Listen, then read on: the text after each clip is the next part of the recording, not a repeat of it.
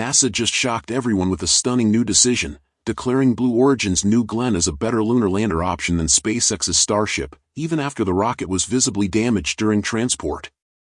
But could New Glenn really land humans on the moon before Starship? This surprising move has sparked major controversy in the space community, with Elon Musk himself revealing the real reason why SpaceX's Starship remains far superior for the Artemis missions. In this video, we'll break down NASA's unexpected stance, the truth behind New Glenn's readiness, and what this means for the future of America's return to the moon. Blue Origin, which began the year with great momentum following New Glenn's debut, now appears to have slowed to a familiar pace. Recently, the company encountered significant issues with its rocket as it prepared for its second mission. After what could be described as a late but powerful start to the year, many believed 2025 would be a breakout year for Blue Origin's New Glenn program.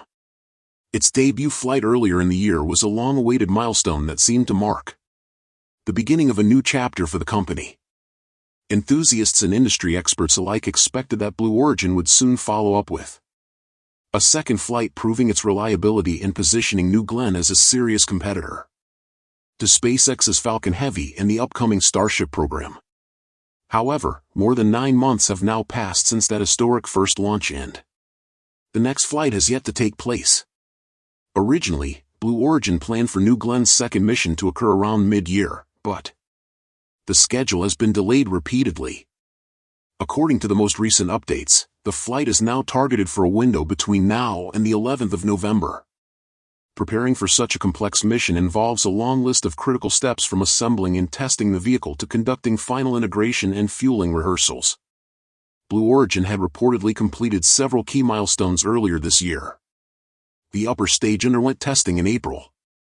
The booster was rolled out and equipped with its B4 engines in early September, and both stages were made together inside the company's massive Florida factory. A static fire test of the fully integrated rocket was initially planned for mid-October, which would have been one of the final milestones before launch. Unfortunately, that plan was derailed by a new problem. Several reports have surfaced claiming that New Glenn's upper stage sustained damage during transport. Although sources close to the matter describe the issue as not significant, any damage to a flight-ready stage is cause for concern. Journalists reported that the damage appeared to be minor and should not affect the overall launch schedule. But Blue Origin has yet to make any official statement confirming or denying these claims. From what has been gathered, the incident likely occurred during the movement of the fully assembled rocket, possibly while it was being transported for the upcoming static fire test. Because the two stages were already connected, even a slight vibration or impact during transit could have caused some structural strain or surface deformation, especially if the vehicle was positioned horizontally. It's also possible that the damage resulted from fatigue in the hardware after months of testing or environmental exposure. Interestingly, this is not the first time Blue Origin has faced a similar issue. In August of last year, one of New Glenn's upper stages was reportedly damaged during transport to a storage hangar. The problem stemmed from moving the component in hot and humid conditions and then bringing it to a much cooler environment. The sudden change in temperature caused a thermal shock that led to the part buckling, an incident that one source described as resembling a crushed soda can. On that same period, another upper stage was reported to have failed during testing, reportedly due to an internal pressure event. While these incidents are unfortunate, discovering such problems during ground preparations is preferable to experiencing them during flight or static fire tests. Damage sustained during transport often highlights weaknesses in design, handling, or manufacturing quality. It raises questions about whether Blue Origin's production processes have fully matured to meet the demands required for a heavy-lift orbital vehicle like New Glenn. Despite the setbacks, there is a positive note: the upper stage that flew on New Glenn's first mission earlier this year performed flawlessly, achieving all of its primary objectives. The booster, on the other hand, failed to land successfully. This shows that Blue Origin has achieved solid progress with at least one of the rocket's critical systems. As for the impact of this latest issue, the company's schedule appears increasingly tight. Even though internal sources insist that the timeline remains unchanged, the lack of visible progress as the month draws to a close suggests otherwise. Before New Glenn can proceed to its next launch, the damaged stage must first be inspected and repaired, after which the rocket will undergo a series of static fire and verification tests. Following those tests, the vehicle will likely need to be rolled back into the factory for additional checks and final payload integration. Only after all of these steps are complete can the rocket return to the launch pad for the actual mission. Each phase could take several days or even weeks, meaning that a realistic launch window may now extend beyond the original November 9th to the 11th target. Of course, this optimistic schedule assumes that all procedures go smoothly with no additional complications during testing or transportation. So the big question now is, can New Glenn's second flight still take place before the end of the year? Blue Origin has made significant strides, but the company continues to face operational and logistical challenges that SpaceX has already mastered through years of experience.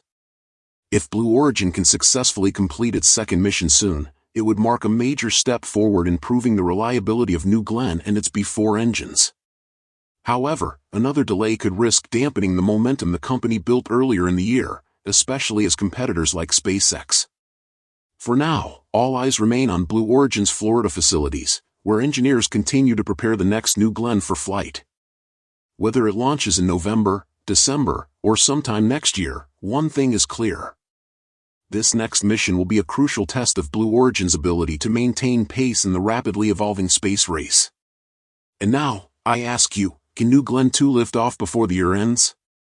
Now, let's talk about why this upcoming mission is such a big deal.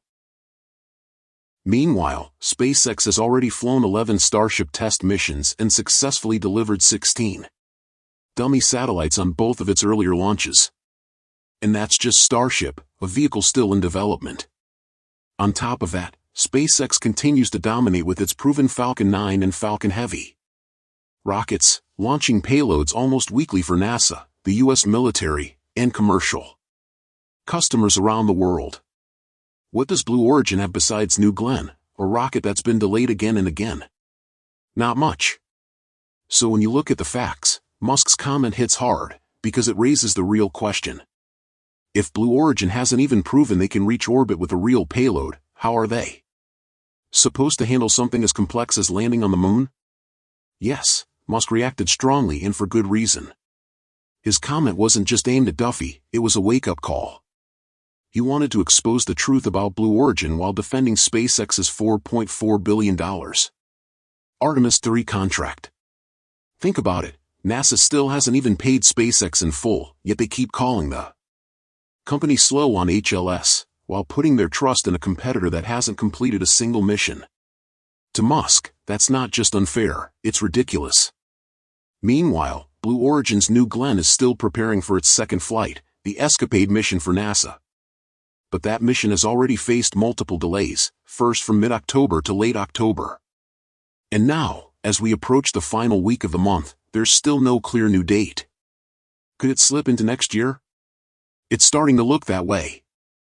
Sure, New Glenn's maiden flight was a big milestone. It finally reached orbit, but with only one flight under its belt, Blue Origin still lacks the real-world experience that SpaceX has been building for years. SpaceX has conducted repeated full-scale tests, gathered invaluable flight data, and steadily matured its technology. That's a huge advantage, especially when NASA demands proven, reliable systems for something as critical as the Artemis III lunar landing. That's just the testing side of things. When you look at long-term potential, the specs, the goals, the sheer ambition, Starship completely outclasses New Glenn. Technically, Starship is the world's first fully reusable launch system, made up of the Super Heavy booster and the Starship spacecraft, standing about 124 meters tall in its version 3 form, and an incredible 142 meters in version 4. Version 3 alone can carry 150 tons to low Earth orbit, or even more in an expendable configuration. After orbital refueling, it could deliver up to 100 tons of cargo to the Moon or Mars. The Starship HLS variant takes that design even further. It's built for vertical landings on other worlds, equipped with landing legs for lunar or Martian operations. A critical feature for Artemis III, the mission that will return astronauts to the Moon. Its Raptor engines, powered by methane and liquid oxygen, are designed for in situ resource utilization. Everything they can produce fuel directly on the Moon or Mars, reducing costs and dependence on Earth. And when it comes to the satellite launching version, Starship's massive payload capacity and reusability give it an unmatched economic edge.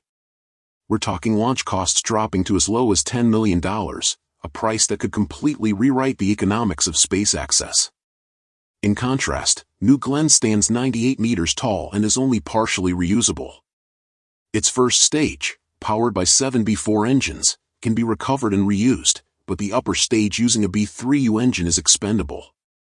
New Glenn can carry about 45 tons to low Earth orbit, or 13 tons to geostationary transfer orbit, which is far below Starship's capabilities. And while it's designed to launch heavy payloads like satellites or the Blue Moon lander, it can't land on other worlds.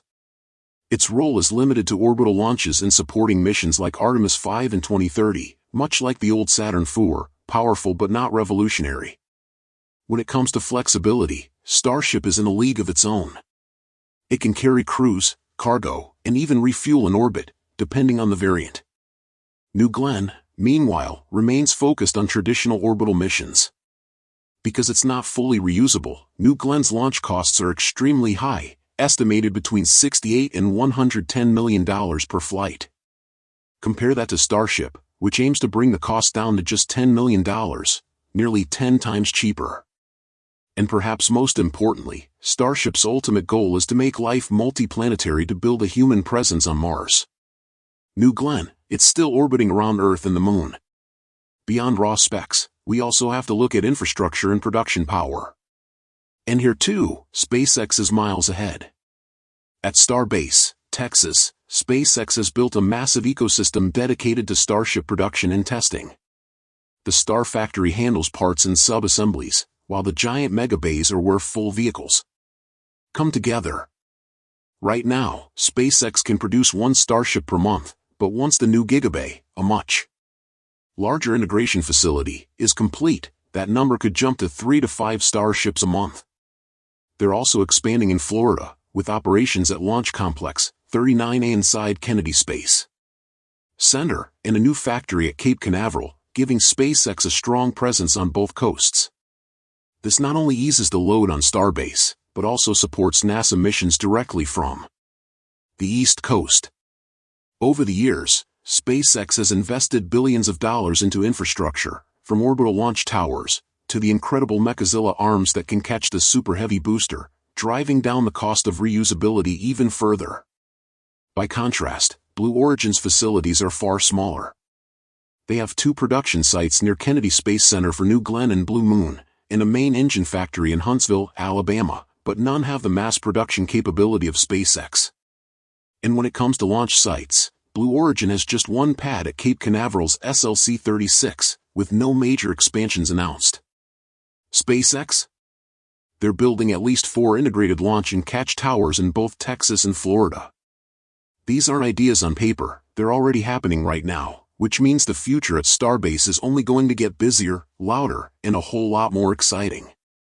So looking at the big picture, which one would you rather follow into the future? So, while NASA's latest decision might make headlines, the reality speaks for itself. SpaceX's Starship is already flying, testing, and evolving faster than any rocket in history, while Blue Origin's New Glenn is still struggling to even reach the launch pad. The race to the moon isn't about politics, it's about proven capability, and right now, SpaceX continues to lead that race by miles. What do you think? Did NASA make the right call, or is this just another setback for America's lunar ambitions? If you enjoyed this deep dive, don't forget to like, subscribe, and turn on notifications so you won't miss the next big update on Starship's journey to the moon and beyond. And that's about it for today's episode. Thank you so much for tuning in, and that's all for today's update. If you enjoyed watching and found it useful, please make sure to subscribe to my channel and hit the like button. And if you want to support our channel and if you want to be up to date, you can become an exclusive member, so click on our perks through the link in the description below. Thanks to watching and see you next time.